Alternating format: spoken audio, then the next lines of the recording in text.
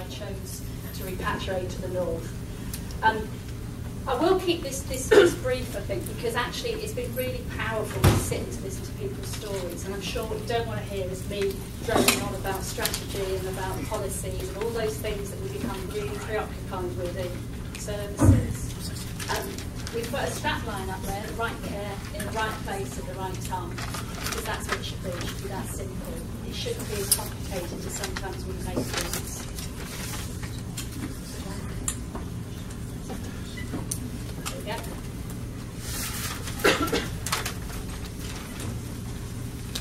We thought we'd just initially, though, just put a little bit of facts and figures in for people, just to set it in context. I came to St Helens at the start of the personalisation programme, where there was huge national campaign, publicity and money. St Helens was given over £2 million at that time, and part of that money paid for my job. And I was taken over. Alan mentioned Martin Twist, who retired. I was kind of the new Martin Twist. And what we've done over those years is made personalisation something that we all do. In St Helens Council, it was a separate programme of work within adult social care and health, and there was a personalisation team and a personalisation manager. We don't have that now. That team's gone. And that's a really good thing, because what it means is it's been acknowledged that personalisation is part of everything we do.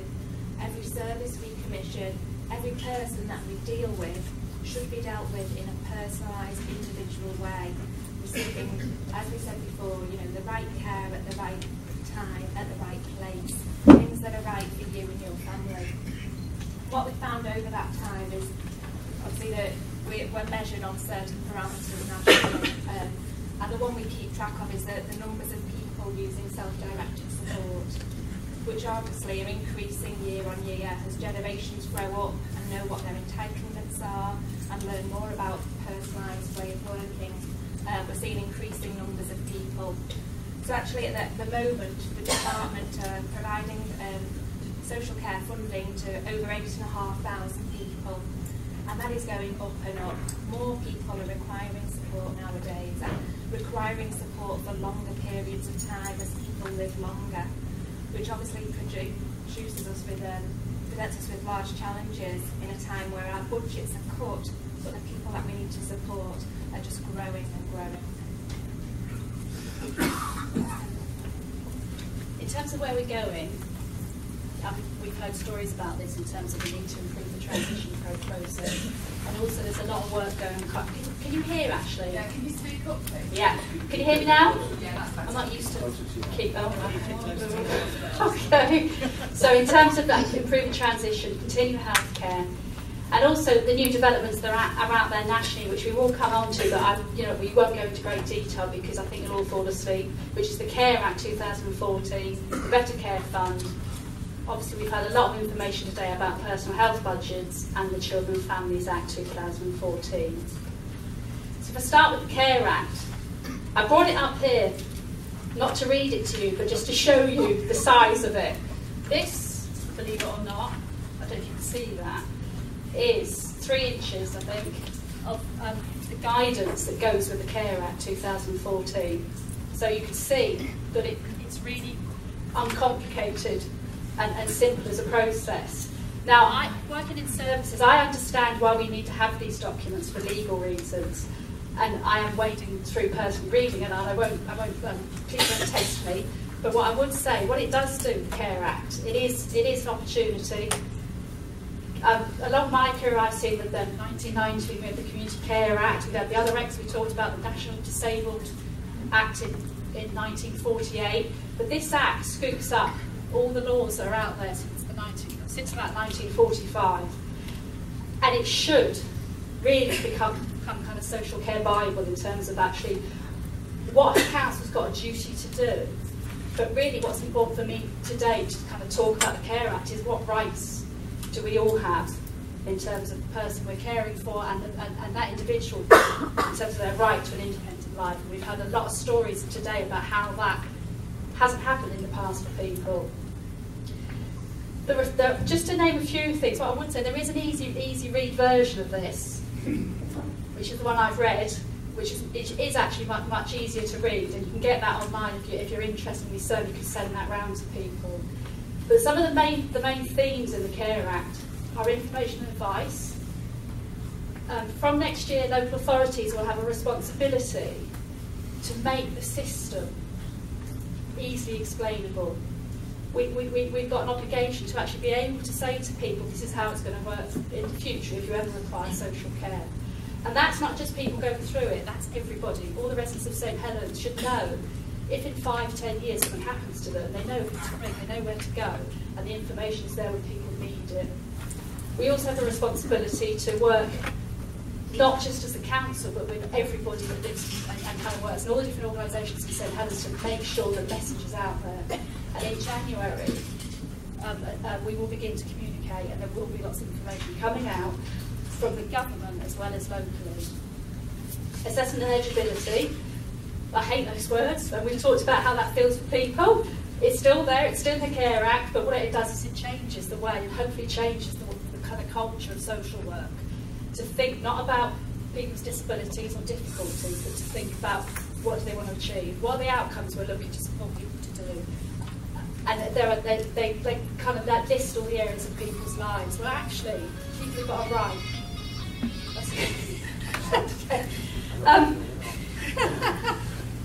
There's one actually in there which I think is a really interesting one. I actually say I'm all suited and booted because I kind of the job I've got, and actually there's an outcome there about how people are clothed. They're right, you know, the things that we don't really think about at this point, but you know, people's environment, people's clothes, all the rest of it. Really beginning to think about people as people. I'm a person first, but obviously I work in the council. Well, like, it's just as important to me actually. I've felt privileged to work in social care. I would stand and say we don't get it right. Along the way we have got things wrong, but there are still those individuals and those people in the system who are committed to improving things. And hopefully today is the start of trying to do that. Independent advocacy, that's a really important one. We've got something called the Mental Capacity Act, and that certainly has looked at how do individuals who may not be able to speak up for themselves at a review, at a point someone's making a decision about their life, actually get across what really they would want. There's a duty coming in April where we have to provide independent advocacy for all those individuals if they haven't got somebody in their life that can express those views and wishes for them. And supporting carers, really big one. Come next year, the assessment that we provide the care for, well, the assessment for the care is going to be just as important and have just as much weight as the assessment for the assessment for the care for. And also there will be support available and an obligation and a duty for councils to provide support to carers to continue in their caring role. Transition, I'll just touch upon, obviously, we've heard a story that alludes to the tunnel, which I think is a really good way of describing it. Hopefully we're improving that in St Helens. People may be aware from the literature, I've only been here 4 months, but I have been kind of talking to people about their experiences and how it feels.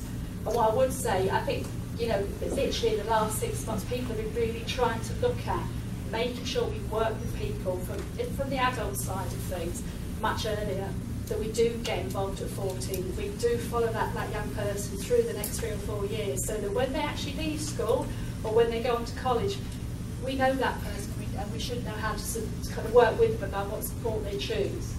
Which honestly we've had a little bit about education, healthcare plans as well, and that will contain people's rights again. This is about, and I suppose this is why you want to highlight the care. This is about rights, rights to information, rights to planning, rights to budgets. And I just kind of want to throw in there, because I'm sure you've seen a lot of this on the telly, is charging for care. The way that social care, whether we agree or don't agree about whether or not we should charge, we do. Social care is a chargeable service. The NHS isn't, but social care is.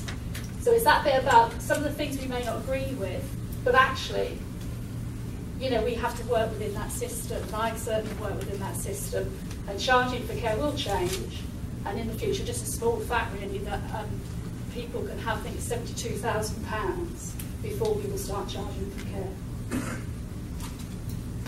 So I hand over to Sarah.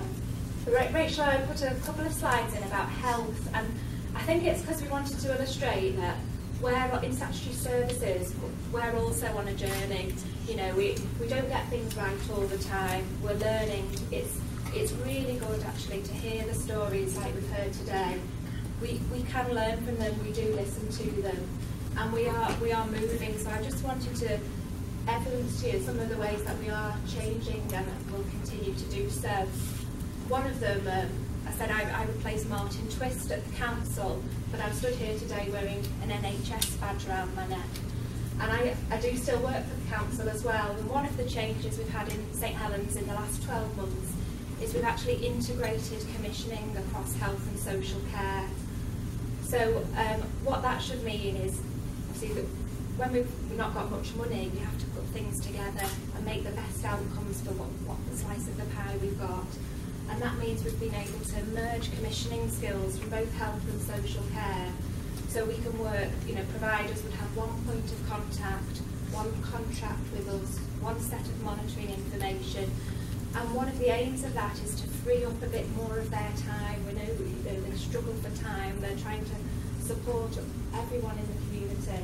So one of the ways that we're trying to support them do that is by making our interventions those minimal event interventions to free up the time to work with people. Another example is continuing healthcare funding. One of the, I can't remember which story it was, talked about kind of what we see as a ping-pong battle, pinging between services. Is it health funding? Is it social care funding? And the kind of horrible feeling of it being a family or a person stuck in the middle of that battle.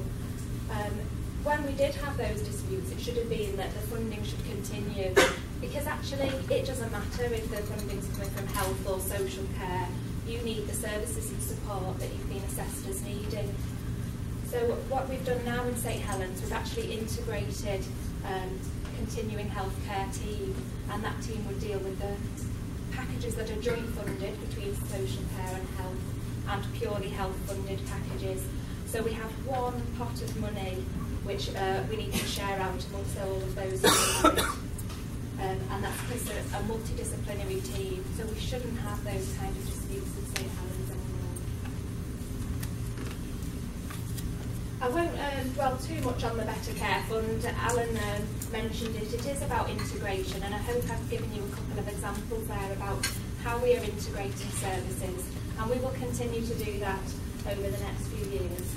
The Better Care Fund, we've just bid for, is a way in which we can fund that integration and support services such as 7-day working. What we found in the past, for example, we have a team that works at Worcester Hospital, and they support people to get home from hospital quickly. And people have said to us, but sometimes people are discharged from hospital late at night, at the weekends, and the services are there. And so what we've tried is extending that service, but what we've found from doing that is people are still waiting for their medication because the pharmacy is still closed at those times. So it's about everybody in the system working in that way, and that's something that we're working on. And the 3.5% reduction in hospital admissions I've put there because that is how we release some of this funding to be able to pay for all of this. I see health and social care funding at the moment a bit like a big mountain or a big iceberg, and at the top is a little point, and at that point is most of the money at the moment. It's those people with very complex needs that take up an awful lot of funding, and what we're trying to do is pull out some of that money from the top and move it down the mountain, if you like, to services you've talked about before, preventative services, support services, to prevent those people getting further up that scale. And that's what we're trying to do by reducing people going into hospital, releasing that funding so we can use that to pay for the more preventative and supporting services. I think you probably heard an awful lot more detail about personal health budgets this morning. I just quickly wanted to say where we're up to with personal health budgets in St Helens. We are slightly behind other areas with personal health budgets, and the reason for that is we were initially looking at continuing healthcare, And I said a couple of minutes ago, continuing healthcare